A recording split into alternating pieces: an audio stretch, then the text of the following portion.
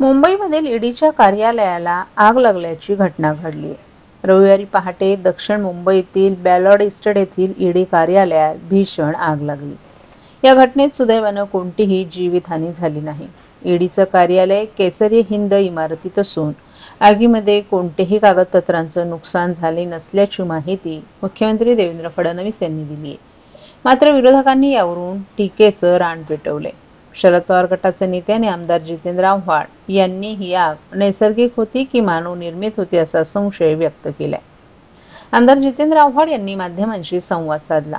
यावेळी त्यांनी अनेक राजकीय विषयांवर भाष्य केलं. मुंबईमध्ये ईडीच्या ऑफिसला आग लागल्यामुळे त्यांनी राज्य सरकारवर टीका केली आहे. जितेंद्र आव्हाड यांनी ईडीच्या ऑफिसमध्ये ही आग लागली आहे की लावण्यात आली आहे हा संशय जनतेच्या मनात येणारच असून हे परमेश्वरालाच माहीत असं म्हटलं आहे. एकदा मंत्रालयात आग लागली होती तेव्हा ती नैसर्गिक होती. तेव्हा विरोधात असणारे आणि आता सत्तेत असणारे ओरडत होते, आग लावली की आग उलटी फिरली असा टोलाही आमदार जितेंद्र आव्हाड यांनी लगावलाय. मंत्रालयामध्ये एकदा आग लागली होती त्यावेळी ती शॉर्ट सर्किटनं लागली होती. मात्र मंत्रालयातील आग जणू काही त्यावेळेचे मुख्यमंत्र्यांनी स्वतः जाऊन लावली होती असे त्यावेळेसचे विरोधी पक्षाचे म्हणजेच आत्ताचे सत्ताधारी म्हणत असल्याचंही आव्हाड यांनी सांगितलं. कुंभमेळ्यात डुबकी मारली तर सगळी पापं नष्ट होतात त्यासारखंच आहे. ईडीकडे महत्त्वाचे पुरावे असतात. 70,000 कोटींच्या फाईल जाळल्या म्हणून तुम्ही म्हणत होते, त्यात 70,000 कोटींच्या फाईली ईडी कार्यालयात होता असा दावाही जितेंद्र आव्हाड यांनी केलाय. महाराष्ट्रातील भगिनींना आधार देणारी राज्य शासनाची मुख्यमंत्री माझी लाडकी बहीण योजना. या योजनेअंतर्गत अल्प उत्पन्न गटातील 21 ते 65 वयोगटाच्या भगिनींना मिळणार दरमहा 1,500 रुपयाची मदत. अर्ज करण्यासाठी 31 ऑगस्ट 2024 पर्यंत मुदतवाढ. कुटुंबाचं वार्षिक उत्पन्न 2.5 लाख रुपयांपेक्षा कमी असलेल्या महिला पात्र. कुटुंबाकडे पिवळं किंवा केशरी रेशन कार्ड असल्यास उत्पन्नाचा दाखला आवश्यक नाही. पांढरं रेशन कार्ड असेल किंवा रेशन कार्ड नसेल तर कुटुंबाचं वार्षिक उत्पन्न 2.5 लाखांपेक्षा कमी असल्याचा दाखला आवश्यक. योजनेसाठीचा ऑनलाईन अर्ज नारी शक्ती दूत ऍप वरून किंवा पोर्टलवर भरता येईल. ज्या भगिनींना ऑनलाईन अर्ज भरता येत नसेल त्यांच्यासाठी अंगणवाडी, ग्रामपंचायत, वॉर्ड ऑफिस, सेतू सुविधा केंद्रामध्ये किंवा आशाताई बचत गटाच्या CRP यांची मदत उपलब्ध. आता आपल्याला अभिमानाने म्हणता येईल, सुखी आणि सुरक्षित आहे माझी लाडकी बहीण.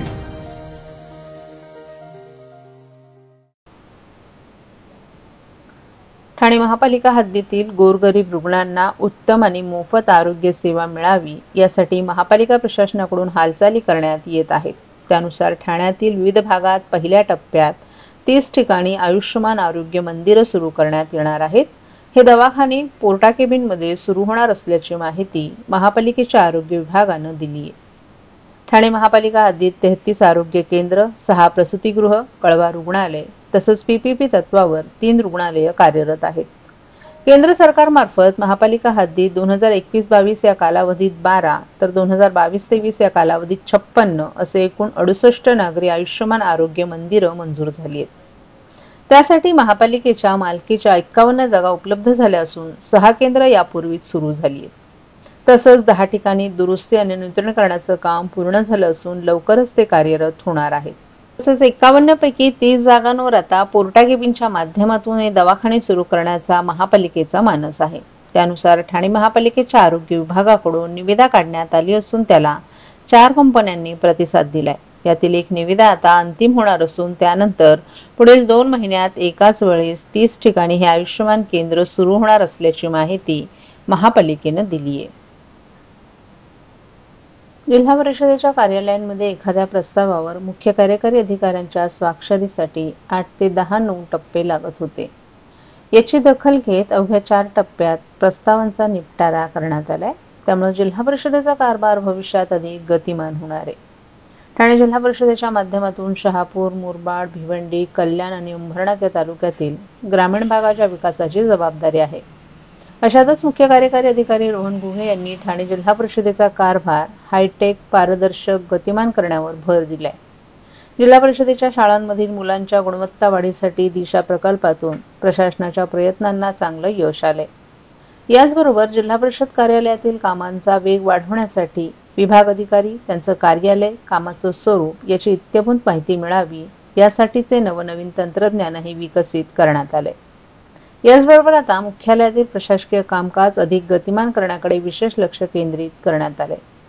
याच अनुषंगाने जिल्हा परिषदेच्या 18 विभागात येणाऱ्या विविध प्रकारच्या प्रस्तावांची तपासणी 8 ते 9 टप्प्यात केली जात असल्यानं अंतिम मंजुरीसाठी लागणारा वेळ लक्षात घेता आता तपासणीचे टप्पे कमी करण्यात आले आहेत. त्यामुळे बराचसा कालावधी वाचणार असून प्रशासकीय कामकाज अधिक गतिमान होईल असा दावा जिल्हा परिषद प्रशासनाने केला आहे.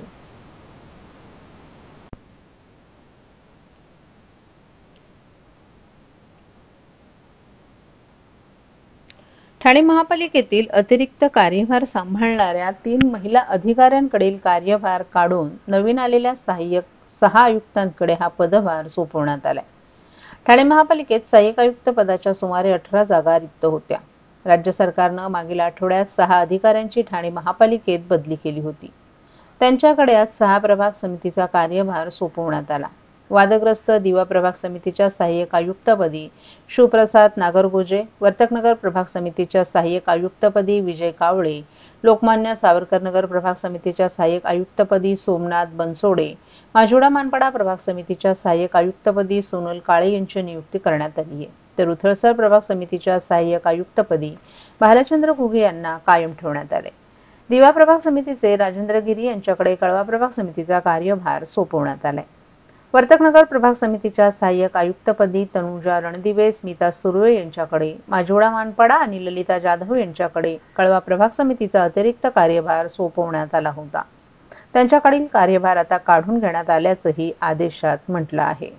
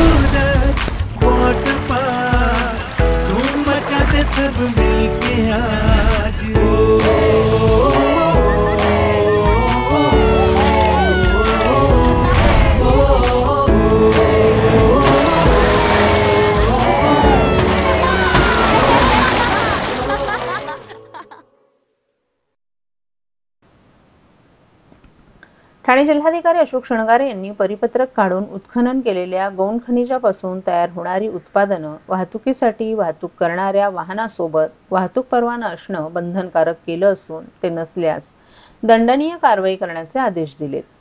याबाबत जिल्हाधिकारी शृंगारे यांच्या सूचनेनुसार आज अप्पर जिल्हाधिकारी हरिश्चंद्र पाटील यांच्यासोबत झालेल्या चर्चेत कोणताच निर्णय न झाल्यानं महाराष्ट्र ॲग्रिगेट ट्रान्सपोर्ट असोसिएशननं आक्रमक भूमिका घेऊन जिल्हाधिकाऱ्यांनी हे परिपत्रक तात्काळ मागे घ्यावे, अन्यथा तीव्र आंदोलन करण्याचा इशारा दिलाय. शिवाय या परिपत्रकाविरोधात उच्च न्यायालयात दाद मागणार असल्याचंही म्हटलं आहे. महाराष्ट्रात गिट्टी किंवा खडी ही गौण खनिजे नाहीत, त्यामुळे कोणताही वाहतूक परवाना किंवा कोणतंही स्वामित्व धन भरण्याचा प्रश्नच उद्भवत नाही असा निर्णय मुंबई उच्च न्यायालयाने दिलाय. त्यानुसार महसूल विभागानं संबंधित वाहतूक करणाऱ्या वाहनधारकावर 2,31,200 रुपये 9% व्याजासह याचिका परत करण्याचे आदेश तहसीलदार वसई यांना उच्च न्यायालयाच्या आदेशाने देण्यात आले.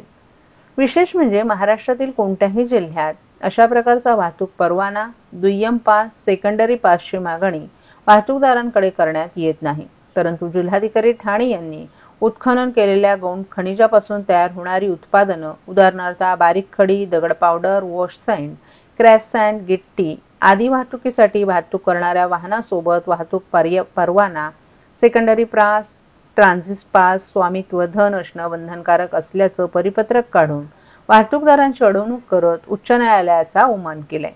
ठाणे जिल्हाधिकाऱ्यांनी 29 फेब्रुवारी रोजी काढलेले अन्यायकारक आणि न्यायालयाच्या निर्णयाचा अवमान करणारं परिपत्रक तात्काळ मागे घ्यावं, वाहतूकदारांच्या जप्त केलेल्या गाड्या तात्काळ सोडवाव्यात, अन्यथा महाराष्ट्र ॲग्रिगेट ट्रान्सपोर्ट असोसिएशन कोर्टात जाणारच. शिवाय 1 मे रोजी महाराष्ट्र दिनी रस्त्यावर उतरून तीव्र आंदोलन छेडण्याचा इशारा असोसिएशनच्या वतीनं देण्यात आलाय.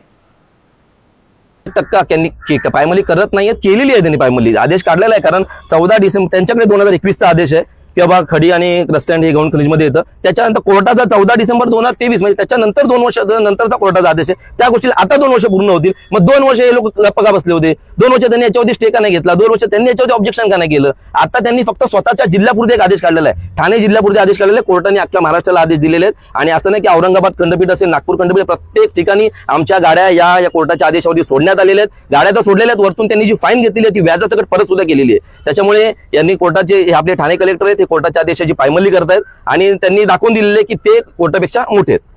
या संदर्भात कोर्टाकडे दाद मागणार? हो, आम्ही कोर्टाकडे दाद मागितलेली आहे. आम्ही कोर्टाकडे अपील सुद्धा केलेली आहे. बघा, आम्ही कोर्टाकडे अपील सुद्धा केलेली आहे त्यांच्या याच्यावरती आणि कंटेम्प्ट ऑफ कोर्ट आम्ही दाखल करतोय कलेक्टर साहेबांवरती. कारण त्यांनी जो आदेश काढलेला आहे त्यांना पण समजायला पाहिजे की बाबा आपण जे आदेश काढलेले ते चुकीचे आहेत का बरोबर आहे, त्यासाठी आम्ही कोर्टात गेलेलो आहे.